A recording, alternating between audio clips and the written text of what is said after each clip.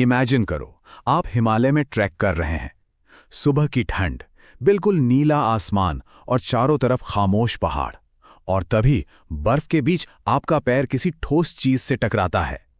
आप ध्यान से देखते हैं तो वो एक हड्डी है, फिर दूसरी, फिर एक खोपड़ी। निगाह नीचे जाती है और आप देखते हैं कि पूरी की पूरी झील इंसानी हड्डियों से भरी पड़ी है। ये किसी हॉरर मूवी का सीन नहीं लग रहा, लेकिन दोस्तों ये बिल्कुल सच है। ये है रूपकुंड, हिमालय की गोद में छुपी एक ऐसी झील जहां 800 इंसानी हड्डियां मिलती हैं और उनका राज आज भी पूरी तरह सुलझा नहीं है। आज के इस विश्लेषण में हम भारत की इस असली स्केलेटन लेक की पूरी कहानी और उसके रहस्यों की गहराई में जाएंगे। अब इस कहानी का सबसे बड़ा कैच क्या है? वो है इस जगह की लोकेशन। ये झील उत्तराखंड के चमोली जिले में स्थित है और वो भी लगभग 4,800 मीटर की ऊंचाई पर, यानी करीब 16,000 फीट। एक ऐसी जगह जो हद से ज्यादा वीरान और आइसोलेटेड है। यहां तक पहुंचना ही खुद में एक बहुत बड़ा चैलेंज है, जहां ऑक्सीजन कम होती है और आमतौर पर इंसान का जिंदा रहना बेहद कठिन होता है। लेकिन जब आप इस अकेले और वीरान पहाड़ पर पहुंचते हैं तो जो दिखता है वो दुनिया में कहीं और नहीं दिखता। करीब 800 इंसानी कंकाल।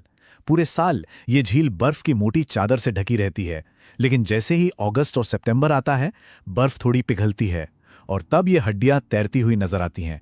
ऐसा लगता है जैसे जमीन खुद अपना कोई सैकड़ों साल पुराना राज उगल रही हो। इतनी बड़ी संख्या में लोगों का एक ही जगह पर मरना किसी नॉर्मल हादसे का नतीजा तो बिल्कुल नहीं हो सकता। तो ये सब दुनिया के सामने आया कैसे?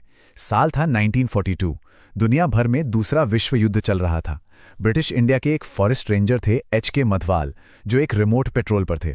उन्होंने पहली बार इन हड्डियों को देखा, जिसके साथ फ्लैश के टुकड़े, पुराने कपड़े और बाल भी बर्फ में परफेक्टली प्रिजर्व्ड थे। उस वक्त अंग्रेजी फौज बुरी तरह डल गई थी। उन्हें लगा, क्या ये जापानीज सैनिक हैं जो छिपकर भारत में घुसने की कोशिश कर रहे थे और मारे गए? इस मिस्ट्री को सॉल्व करने के लिए तुरंत एक फॉरेंसिक टीम वहां भेजी गई। और बस यहीं से इस कहानी में एक नया मोड़ आता है। फॉरेंसिक जांच ने जो बताया, उसने सबको हिलाकर रख दिया। ये लोग जापानीज सैनिक थे ही नहीं। हैरानी की बात यह थी कि ये कंकाल 1200 साल से भी ज्यादा पुराने निकले। अब आप सोचिए, इस एक खुलासे ने इस कहानी को एक आम मिलिट्री इन्वेस्टिगेशन से निकालकर एक गहरे हिस्टोरिकल मिस्ट्री में बदल दिया। आखिर इतने पुराने समय में इतने सारे लोग एक साथ इस वीरान झील तक आए क्यों, और उनकी मौत कैसे हुई? इस सवाल का जवाब ढूंढने के लिए कई थियरीज दी गईं। पहली और साइंटिफिकली सबसे ज्यादा मानी जाने वाली थियरी है एक भयंकर ओलावृष्टि, यानी एक डेडली हेल स्टॉर्म। जब इन कंकालों की जांच हुई तो उनके सिर और कंधों पर गोल आकार के गहरे निशान मिले, जैसे किसी ने क्रिकेट की बॉल जितने बड़े ओलों से अचानक हमला कर दिया हो। अब 4,800 मीटर की ऊंचाई पर छिपने की तो कोई जगह होती नहीं, तो एक्सपर्ट्स मानते हैं कि पूरे का पूरा समूह कुछ ही मिनटों में उन ओलों का शिकार हो गया और बर्फ में दफन हो गया। दूसरी थ्योरी थोड़ी लोकल और सांस्कृतिक है। गढ़वाल के इलाके की लोक कथाओं में नंदा देवी तीर्थ यात्रा का जिक्र आता है। कहा जाता है कि एक रानी और उसके हजारों अनुयायी एक रिलीजियस जर्नी पर यहां से गुजर रहे थे, लेकिन उन्होंने कुछ ऐसी गलतियां की जिसकी वजह से नंदा देवी माता क्रोधित हो गईं और उस पूरे ग्रुप को अपनी जान गंवानी पड़ी। आज भी कुछ लोग पूरे विश्वास के साथ मानते हैं कि ये कंकाल उसी श्रापित यात्रा के लोगों के हैं। एक तीसरी हिस्टोरिकल थ्योरी ये भी कहती है कि शायद ये लोग किसी महामारी जैसे प्लेग या किसी अकाल या फिर किसी बैटल का शिकार हुए होंगे। हो सकता है कि लोग भागकर इस इलाके में आए हों और ठंड या बीमारी से मरे गए हों। हिमालय की इस जम देने वाली ठंड का एक फायदा ये हुआ कि उनके शरीर नेचुरली आइस में प्रिजर्व हो गए, ताकि आज सदियों बाद हम उनका पता लगा सकें। लेकिन दोस्तों, सच कहूं तो सबसे बड़ा धमाका तो अभी होना बाकी था। 2019 में नेचर कम्युनिकेशंस जर्नल में हार्वर्ड यूनिवर्सिटी के साइंटिस्ट ने एक ऐसी डीएनए स्टडी पब्लिश की जिसने इन सारी पुरानी थ्योरीज को प्रैक्टिकली पलट कर रख दिया। उन्होंने 38 स्केलेटन्स का बहुत ही डीपली डीएनए एनालिसिस किया और जब रिजल्ट सामने आए तो उन्हें देखकर पूरी दुनिया के होश उड़ गए। पता है क्या निकला? ये सारे लोग किसी एक टाइम या एक जगह के थे ही नहीं। उनका डीएनए 3 बिल्कुल अलग अलग ओरिजिन्स दिखा रहा था। ग्रुप 1, जो सबसे बड़ा था, वो साउथ एशिया से था और करीब 600 से 900 ईस्वी के आसपास वहां आया था। लेकिन ग्रुप 2 का ओरिजिन सुनकर आप हैरान रह जाएंगे। इनका डीएनए सीधे ईस्टर्न मेडिटेरेनियन यानी क्रीट और ग्रीस के लोगों से मिलता था और ये 1000 ईस्वी के बाद आए थे। और ग्रुप 3, वो साउथ ईस्ट एशिया से आया था, एक बिल्कुल ही अलग समय पर। यानी ये ग्रुप्स एक दूसरे को जानते तक नहीं थे।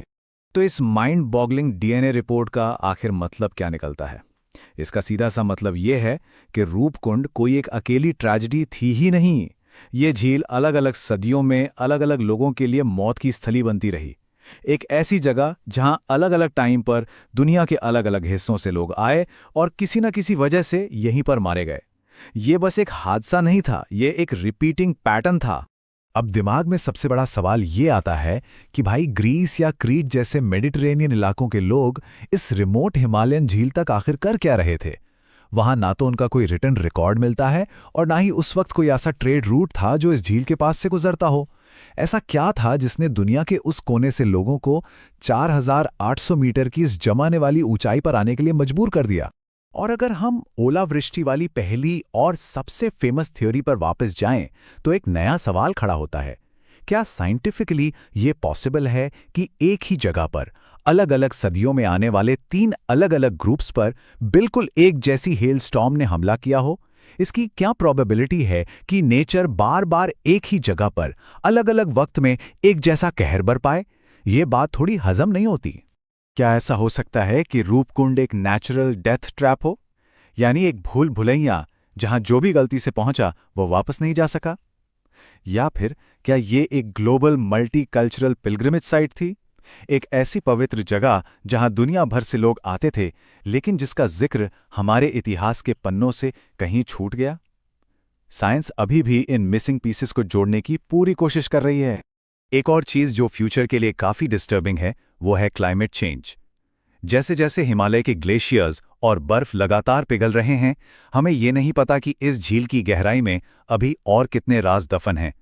क्या आने वाले सालों में इस पिघलती बर्फ के नीचे से और भी नए कंकाल और पूरी तरह से नई मिस्ट्रीज निकलकर बाहर आने वाली हैं? लेकिन आज के समय में इस साइट के साथ एक बहुत बड़ी ट्रेजेडी हो रही है। ये 8 से 9 दिन का ट्रैक अब काफी पॉपुलर हो चुका है, टूरिज्म बढ़ रहा है और इसका सबसे नुकसानदायक असर इन रिमेन्स पर पड़ रहा है। कुछ टूरिस्ट्स वहां से इन एंशिएंट हड्डियों को चुराकर अपने साथ ले जा रहे हैं एज सोवेनियर्स। आर्कियोलॉजिस्ट्स और साइंटिस्ट्स इस बात से बेहद परेशान हैं क्योंकि इससे वहां का इररिप्लेसेबल एविडेंस हमेशा के लिए डिस्ट्रॉय हो रहा है, एक ऐसा इतिहास जिसके आधे राज तो अभी सॉल्व होने बाकी थे। तो इस पूरे विश्लेषण को देखते हुए एक बात तो पक्की है, रूपकुंड सिर्फ एक बर्फीली झील नहीं है, ये हमारे इतिहास की एक ओपन मिस्ट्री है। अलग अलग सदियों के अलग अलग देशों के लोग एक ही जगह आए और यहीं मरे। आपको क्या लगता है, इन सब में से कौन सी थियरी आपको सबसे ज्यादा लॉजिकल लगती है? हेलस्टॉर्म, कर्स या कुछ और? अपने विचार मुझे नीचे कमेंट्स में जरूर बताएं। और ऐसी ही डीप, रिसर्च्ड और मिस्टीरियस कहानियों के विश्लेषण के लिए सब्सक्राइब करना बिल्कुल मत भूलना। मिलते हैं अगले विश्लेषण में, तब तक सवाल पूछते रहिए और नया सीखते रहिए।